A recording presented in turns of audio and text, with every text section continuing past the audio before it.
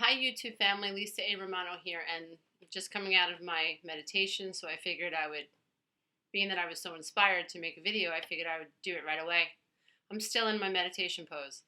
Um, what I want to talk to you guys today about is a concept that is so foreign to us as adult children of alcoholics, and what I like to call us lost children because we didn't have childhoods. We were lost inside the chaos of our homes. Mommy and daddy didn't routinely ask us how we felt, what we thought. We were bullied, or we were pushed to the side, or we were treated with indifference. And so it's not normal for us to go inside self and say, what do I need? What do I want? What feels right for me? What doesn't feel right for me? What feels fair for me? What violates a boundary? What doesn't violate a boundary? What is a boundary? And so it's not normal for us to go through our lives holding people accountable when they push us around. It's just not normal for us. And so when we're coming through the healing process and we become aware that we're codependent and or we have been living our lives trying to make sure that other people like us, even though we might not like them, like we've been programmed to make sure other people like us. And we attract people who aren't very nice to us. Why? Because that's our programming. I will never get sick and tired of saying, dear one, that there's nothing wrong with you except your programming.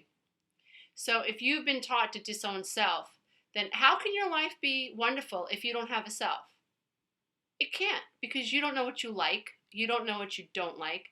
You don't feel like you have any rights. Meanwhile, you're born with rights, but you don't feel attached to any idea or any concept of, wow, I have rights. You don't know how to ask yourself, am I happy? Am I not happy? What would make me happy? You're just not connected to those types of ideas because your mom and dad did not help you connect to yourself. And so people who are selfless, like they walk through life and they're just reactive. And so if you were pushed around by your brother and your family because there were no boundaries in your family, and mom and dad disrespected one another and they ignored one another and they weren't nice to one another, and you and your brothers and your sisters have no programming and no data, no blueprint for how to respect one another, when you go out into your environment, it's so easy to piss you off because you think everyone's out to get you.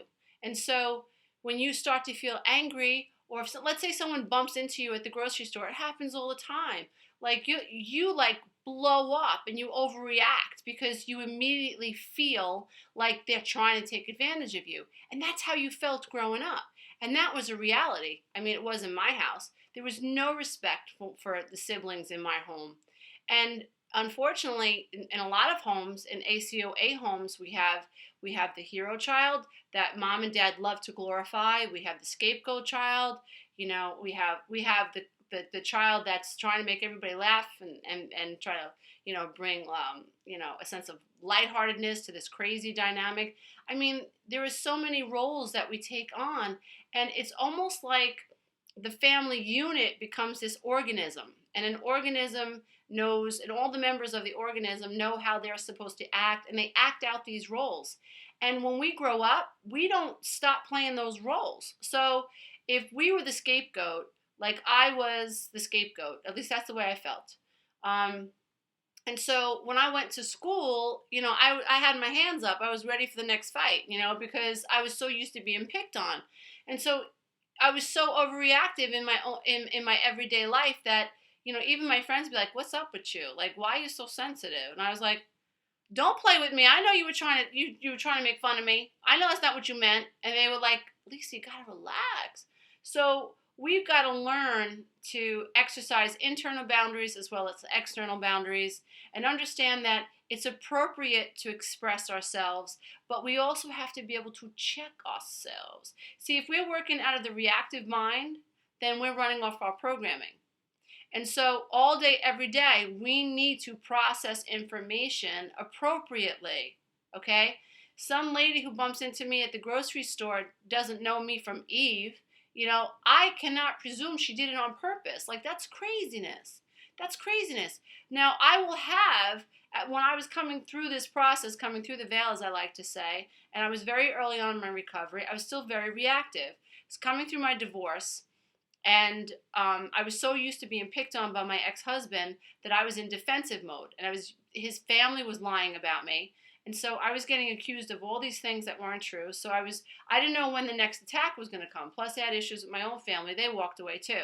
So I was getting hit from all sides, and so I was in a state of reactivity. And I can remember, working out in a gym and having a girl look at me, and I was like, "What's your like? You want to go?"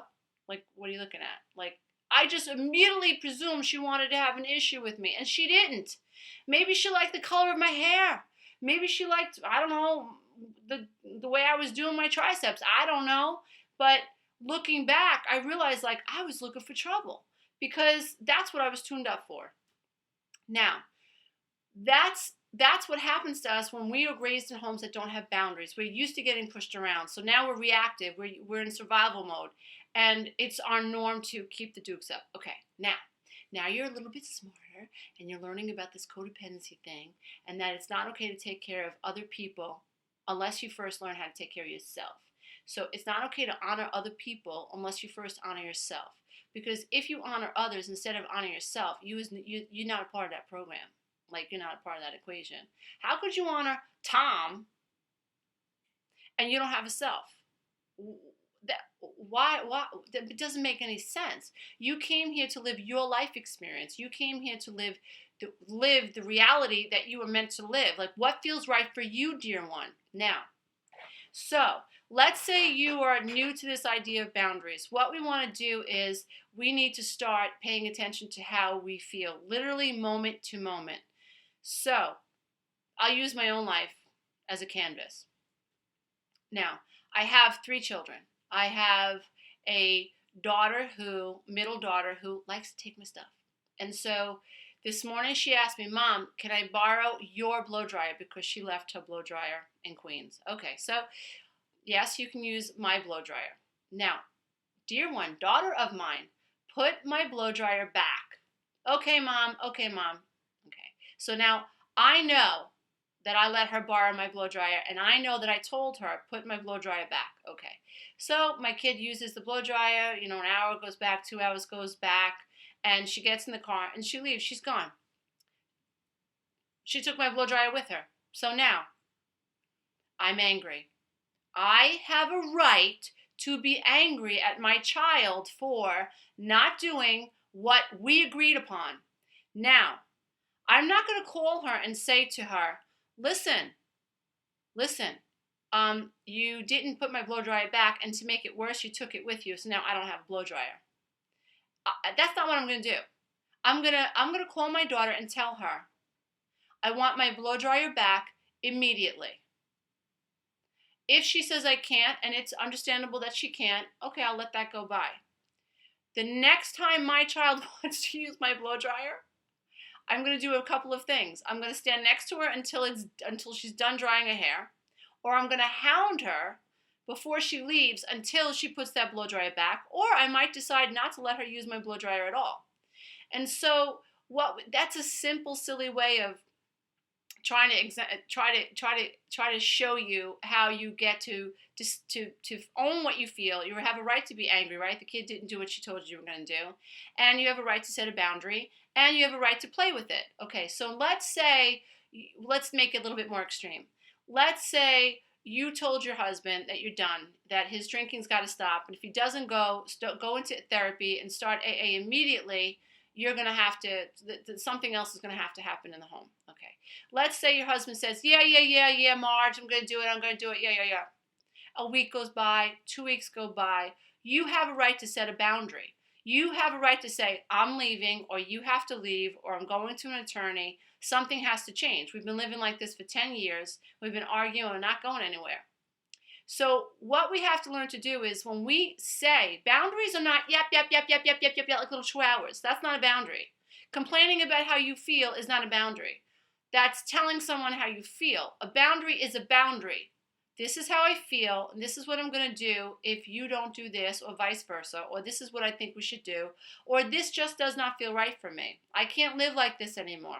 So this is what we need to do. I'm not telling you have to do it, but this is what I need in my life. I need a sober husband. I need a husband who's working on himself. I need a family unit that is conducive to growing. And I understand if you don't want to approach that in your life, and I understand that if that's not what your life is about, I can respect that. But I have to respect me first. And this is what I need to do for me. And this is what I need to feel like I need to do for my children. And then you exert that boundary. You take the next step. So you either leave or you make arrangements to leave. And dear ones, I know this ain't easy, but I'm just trying to teach you the difference between yep, and an actual boundary. It all comes back to honoring the self. If you can't live with someone who is doing, I don't know, smoking marijuana, who is drinking and not doing the right thing, who is emotionally abusive or verbally abusive, you have a right to tell that person how you feel and then to exert a boundary and then to act on it. And so any questions about boundaries, please do not hesitate to reach out at healingselfesteem.com or healingselfesteem@gmail.com. My name is Lisa A. Romano. I am an ACOA life coach, and I bow to the love and the light in you, dear one. Namaste. Bye.